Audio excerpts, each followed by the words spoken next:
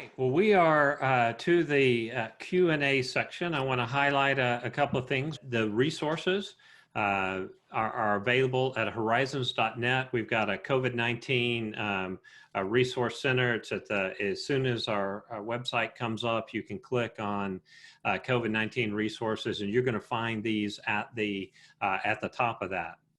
So let's go to the questions. Our top question comes from Paul. It appears that you can count any utility bill paid during the 56-day loan period, even though the bills might cover a period prior to the start of your loan. Is that correct? That would be our current understanding is in the fact that, most utility services are co-ops or municipalities. And so they have their start dates and end dates. So you want to most closely match up those dates. I would also encourage as a best practice to then divide the number of days into that bill. And you might want to subtract a portion. So if you received a bill, for example, on the 26th of April for the month preceding, and you received your loan on the 20th, you may only want to count the 6 days as an option and have ready as we get the final notices on how to calculate the actual utilities within these covered periods. So again, like I was saying earlier, the covered period for payroll is different than the non-payroll cost. So specifically, right now the guidance is utilities are only covered for 56 days from the time that you received your loan for 56 days afterwards. And so the similar thing would apply there. If you received a bill that covers on the 26th of April, your funding came in on the 20th, then there would be potentially 6 days of that service bill for that utility. So you divide the total bill by the number of days in that period, multiplied times 6. On the flip side, when you get the bill after the end of the 56 days, you would then divide that total bill by the days and multiply by potentially 20 days in that bill right into that 56-day window. And as long as you're paying it the next accounts payable cycle, it will be allowable and forgivable. We don't have an alternate to say, take the 2 bills within an 8-week window, so you have 2 electric bills, 2 water bills, 2 sewer bills, and just pay those, specifically. We're hoping that will happen. So certainly right now, given the current guidance, we're suggesting let's go ahead and analyze the 2 days or the by day factor, just in case we end up having to go that route. So factor that in as part of your calculation and building your file now, so you're not scrambling later to pull it together. So Paul, again, asked this question. It appears that if your pay period ends on the 56th day of your loan, that you can count the amount paid for this period, even though your employees haven't received their payment yet. That is correct. All right. That was an easy one. Becky asked this question. If pastors' health pension benefits paid directly to the conference are considered part of payroll and qualify towards the 75%. I think that was a question. Is the pastor's health pension benefits paid directly to the conference considered part of the payroll and qualify toward the 75%? That is correct. So the fact that a conference actually provides that benefit in lieu of another third party, it is still a benefit, a cash benefit, if you will, a cash paid expense benefit to the clergy or employees. That would be allowable and potentially forgivable.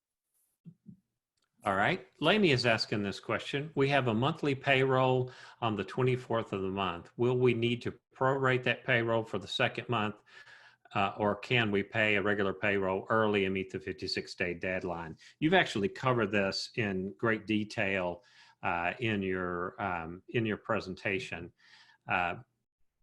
Stan, are you in a position to read these Q&As from where you are? I am not. Okay. Press the Q&A button on the bottom of your screen, and I think you'll be able to do it. Some of them are getting so long that I think you're going to want to read them yourself. Can you press it? You see it pop up now? I do. All right. So I'm going to let you go through and answer these uh, because you're going to need to read them first. Okay. And in particular order, you want me to just go with the ones as we work our way down? The ones that are at the top have been upvoted the most, so 37 Okay. people. Okay, so I'll go with Mark's. Okay, give me a second to read that real quick.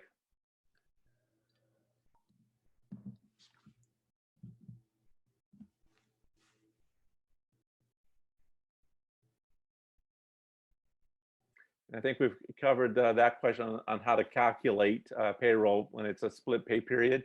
So I'm going to go ahead and go on to the next question from Paul, talking about, let's see here, alternative payroll covered period is only available if you pay employees biweekly or weekly. It doesn't apply if you pay twice monthly. Certainly, again, I think the alternative would apply regardless of how you pay. But there's certainly more benefit. You know, you look at this differently, but at the end of the day, you want to make sure you're maximizing the 56 days, regardless of whether it's bi-weekly or semi-monthly. So again, the alternative periods would still apply. On the next question, doing the FTE calculations, by the way, Paul's definitely paying a lot of attention and asking great questions.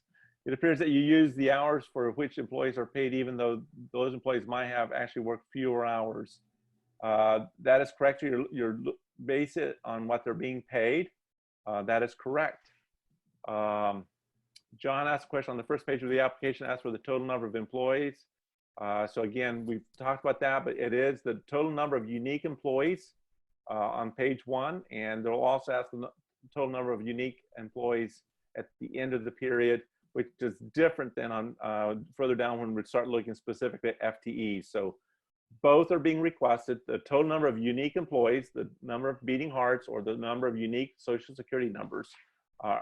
It's being asked both at the beginning as well as at the end, which is different than the FTE calculations. Currently pay monthly payroll on the 25th of the month. We received our PPP loan on April 22nd. Can I count April payroll expenses toward the PPP loan? Again, you would only be able to count for 3 days of that. You received it on the 22nd. And I say that. So again, I want to be a little bit more precise here.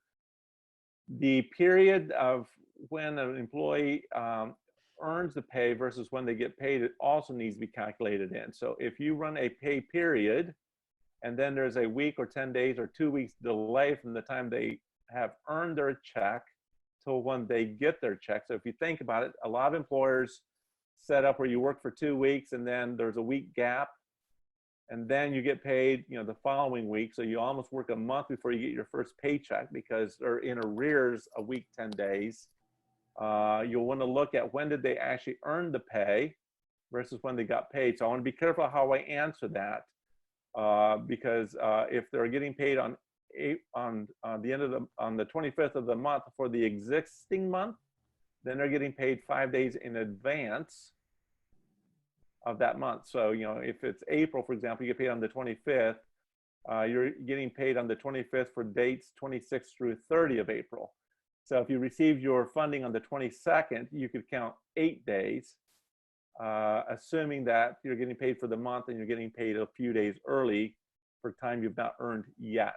So that becomes some of the nuances you want to look at very, very carefully. Let me move on to the next question that Dwight asks. And while you read the question, or while you think about the question, let me point out that I incorrectly said the rescheduled webinar with Stan and I on cash flows, budgeting, and strategies will be on June the 4th, not April the 4th. So that will be forthcoming, and you will be notified. You're automatically signed up for that when it happens.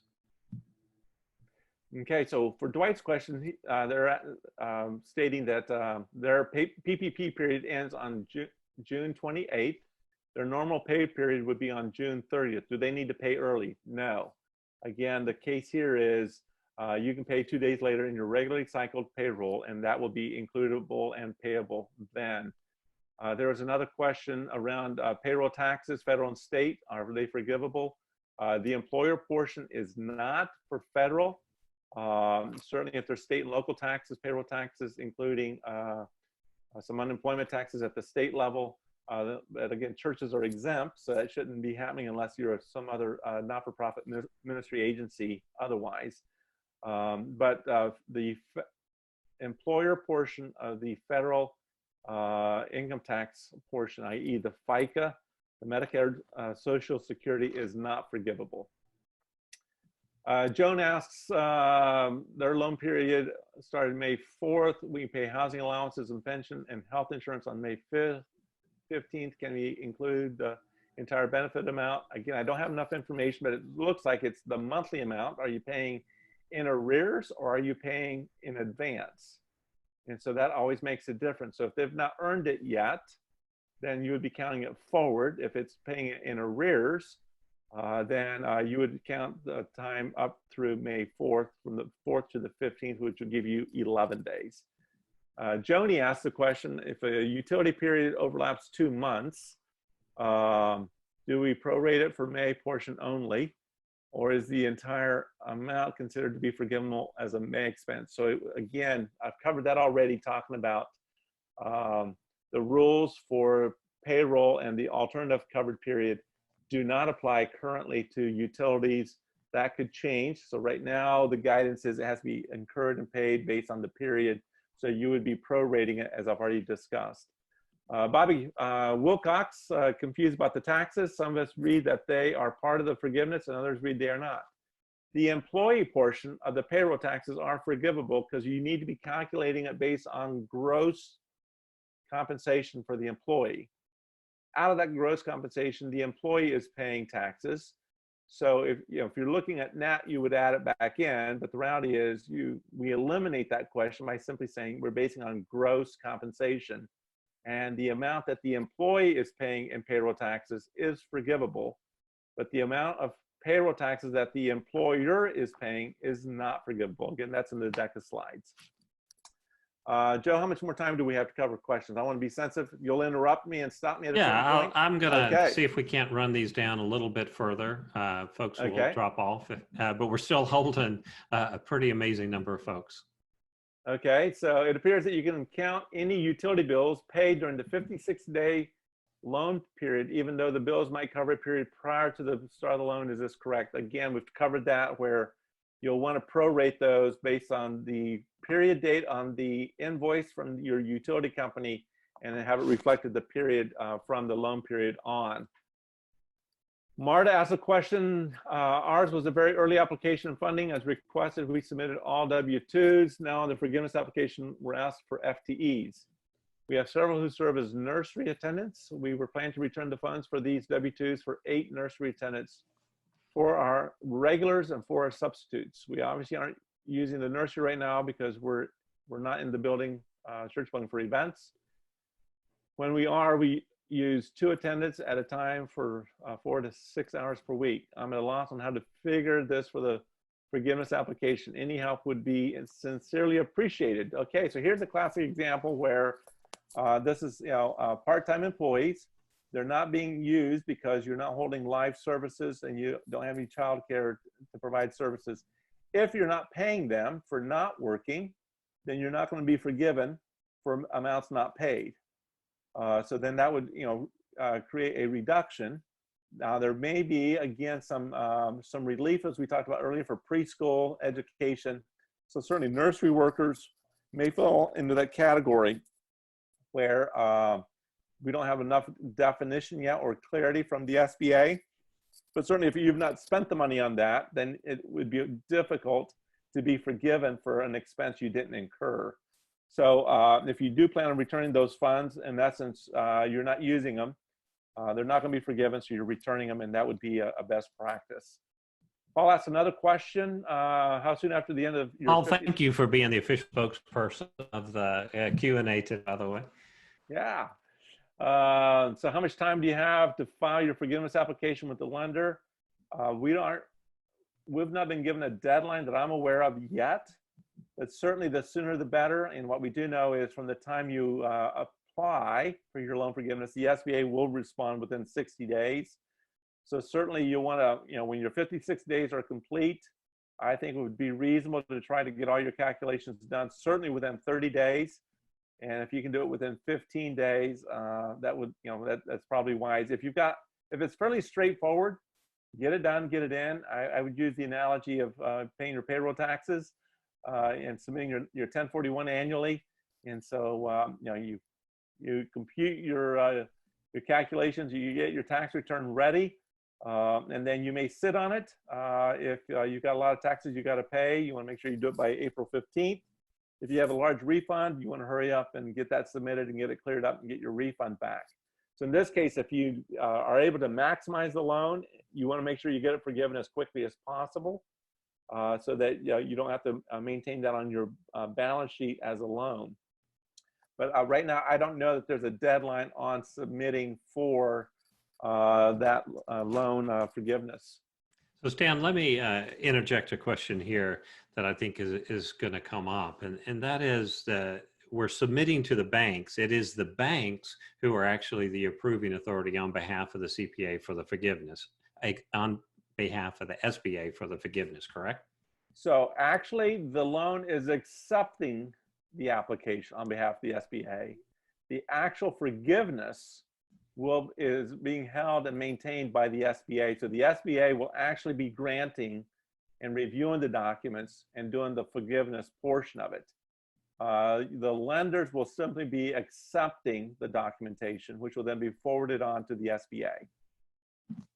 That's helpful. Can we assume, since banks are going to be coming up with their own applications, that the process of what they ask for in terms of support documentation is going to vary from bank to bank, just like the approval process varied pretty radically? It wouldn't surprise us if there's some variance, but it won't be substantive. Because at the end of the day, there can't be unfair treatment of one organization over another because a bank set up a different requirements. So at the end of the day, as long as the SBA is getting their information that they're asking for, then there will be standardization around that. The format, the look and feel, that can change, but the requirements, as far as any substantive differences, probably will not be happening. Well, that's encouraging. So we can return back to the Q&A. So really quick, a couple of these I can answer quickly. There seems to be a consistent asking about workers' compensation. Workers' compensation is not an allowable expense for forgiveness. An interesting one on the parsonage. Again, that can be a loaded question. It depends, if the parsonage is being treated properly with the clergy to start with. And again, we want to be very, very precise here. There is a difference between a housing allowance and a parsonage. Parsonage is implied that the church owns the property versus a housing allowance is where the clergy owns the property and is receiving a cash subsidy, if you will, as part of the compensation to offset that. Going back to assuming that we literally mean a parsonage, then we break down who's paying the utilities. And if there's a note on the parsonage, assuming then the bank would then be paying that note on the parsonage, if there is one, they would then be able to deduct the interest payments on the parsonage.